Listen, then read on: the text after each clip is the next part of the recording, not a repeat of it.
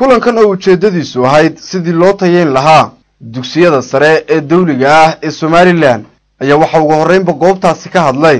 wasiiru dawlaha wasaaradda waxbarashada iyo tacliinta sare ee Somaliland Axmed Nuur Faahiye waxaanu sharaxay kulankan iyo ujeedadiisa iyadoo taala iskuulkeedii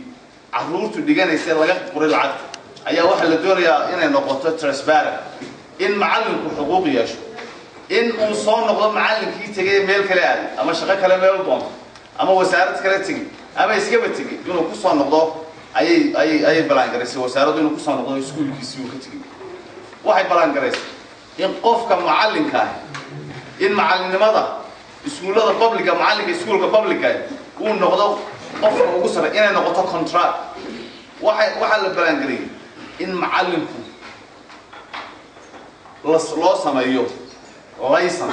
oo macallinka wax dhigaya uu yahay mid lagu aaminayo ardada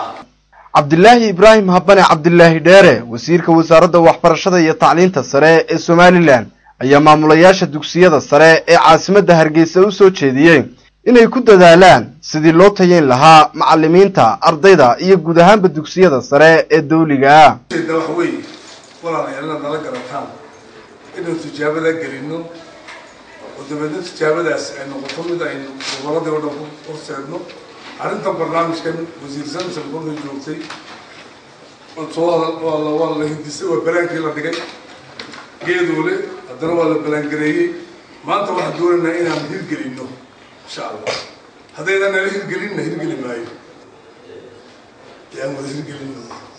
عندي واحد سنة سيبتك النماء والشرف له وماموس له وضينماء ومواطنماء إلى هندسهني أن نقول ميل مرنسي والإجراء وهي عود كما كي مادنا عن وضع رقمه فإذا يخسر وهي كي مادنا عن وضع رقمه sidoo kale Cabdullaahi Ibraahim Habane wasiirka wasaaradda waxbarashada Somaliland waxa uu jawaab kulul ka bixiyay hadal ka soo yeeray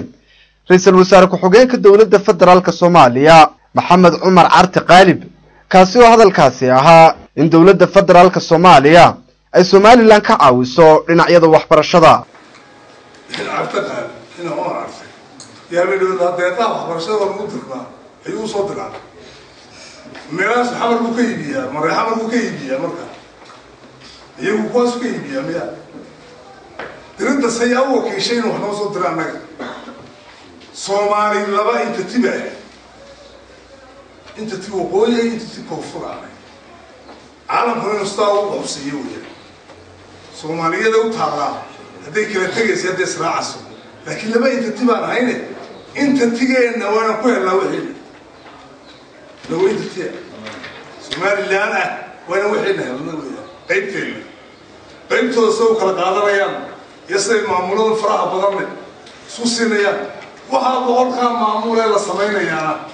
وما generalization of Somali land إذا كون فري وقوي ما ناي من أنا بدأ ناي كمان دون من السوماليين ما بدأ بين ما كانت insert of creator Somalia Somaliين بلدون دوني ولا واي كلكم الرئيسي بربطي Somali أيكم بربطي NFT وأفتدي لقى قاعدين الجديد وحيل سلاسل تليفون مدري برسن جون اف كندي هي لو جوج أفتدي لقى قاعدين ورئيس الوزراء إنجليز كلا هدوني بري أنا قال يويدين Somali ذي جوج ولا جوجي عندي لا واحد عادي waxay sano Djibouti markay dawladnimo qaadatay gaar bas ku taagtay arrinta saddexaad siyad baraa qaaday dagaal warayna soo jabiyay jabkii aan qaadnay waa ku baaba'ay Soomaaliya halkaas ku baaba'ay way kala tagtay Soomaaliya nin walba Damascus u hagaajistay haddaan Damascus kabkabanay oo nabadnay caalamku ma inuu nagacsaya soo inuu kala kaxeeyeen sidoo kale Cabdullaahi Dheere wasiirka waxbarashada Somaliland in guud ahaanba ka wasaarad ahaan ay joojiyeen deeq waxbarasho oo dalka Itoobiya ay siisay ardayda Somaliland isagoo fariin u diray safiirka Somaliland u fadhiya dalka Itoobiya isku soo wada duuba dulucda kulankani ayaa ahaa sidii loo tayeyn lahaa dugsiyada sare ee dawliga ah ee Somaliland waxaanu wasiirku sheegay in maalmaha soo socda ay sameyn doonaan tijaabooyin lagu horumarinayo dugsiyada sare ee magaalada Hargeysa Khalid Bushawi, Space Channel, Hargeysa.